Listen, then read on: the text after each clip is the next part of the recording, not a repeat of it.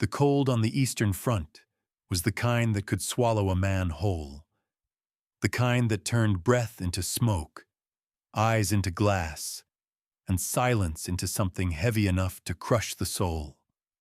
Beneath a mound of snow, camouflaged so perfectly he could have been mistaken for part of the frozen earth. A German sniper lay completely still. His gloved hands wrapped around the rifle he knew better than his own heartbeat.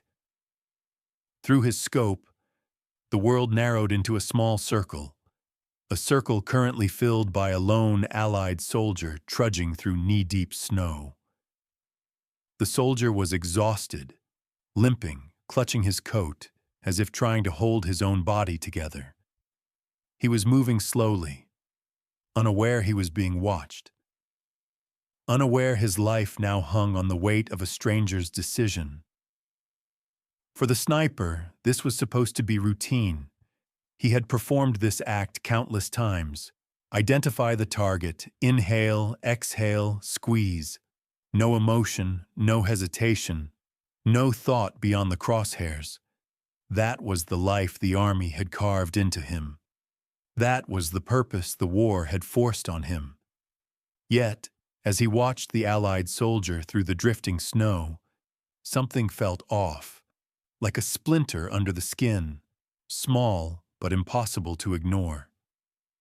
The sniper's finger rested lightly on the trigger, but he didn't pull. He simply breathed, watching the man struggle forward. Watching him fight the same biting wind, the same hunger, the same fear. He blinked and tried to steady himself. Orders were orders. Mercy was not part of the doctrine. A sniper's duty was simple: eliminate threats before they became problems. And this soldier carried a satchel filled with intelligence. Papers that could change the fate of the coming battle. His death wasn't just expected, it was strategically necessary, but the sniper didn't fire. Not yet. Long before war turned him into a ghost in white camouflage, he was a boy from a quiet village surrounded by endless forests. His father taught him to hunt, not for sport, but for survival. He learned how to track footprints, how to read wind direction, how to fire with precision only when it mattered. His father's lessons weren't about killing. They were about respect, about patience, about understanding the world instead of forcing your will upon it. The military saw his steady hands, sharp eyes, and calm demeanor as gifts. They turned him into a weapon. He became the soldier they needed, silent, precise, deadly. But beneath the discipline and uniform lived a young man who had never asked for this war. A young man whose empathy had been buried, not erased. The winter clawed at everyone. Soldiers lost fingers to frostbite. Rations dwindled. Nights felt endless, stretching between distant artillery blasts and bitter prayers whispered into frozen hands. The sniper had watched friends lose themselves, becoming hardened, cruel, numb. He feared he was becoming the same. Then came that quiet morning, the snow falling gently, the forest still, and a lone Allied soldier emerging from the trees. At first, the sniper did what he was trained to do: identify details. The soldier's coat was torn, his movements slow. He favored one leg. His face was young, framed by frost-bitten eyelashes. Not a threat. Not in that moment. But the satchel he carried made him more valuable dead than alive. Inside those worn leather straps were maps, coded messages, and operational orders. If delivered, they could strengthen the Allied position. If stopped, they could prevent an ambush on the sniper's own unit. Logic said, shoot. Duty said, shoot. His commanders would expect nothing less. The sniper inhaled and adjusted the sight. The soldier paused to catch his breath, and for a moment, their lives connected through a thin line of glass and steel.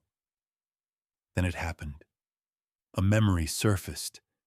His younger brother, frightened during a storm, trembling just like the soldier trembled now.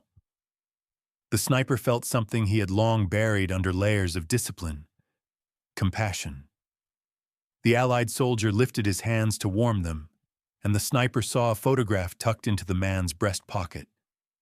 A woman, a child, a family who might never see him again. The crosshairs steadied over the soldier's heart.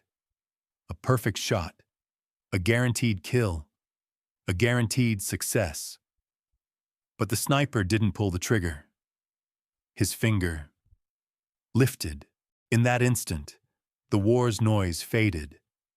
There was only breath, snow, and a choice that defied every lesson hammered into him. He spared the man in front of him, allowed him to continue limping through the cold. The Allied soldier never knew how narrowly he had escaped death.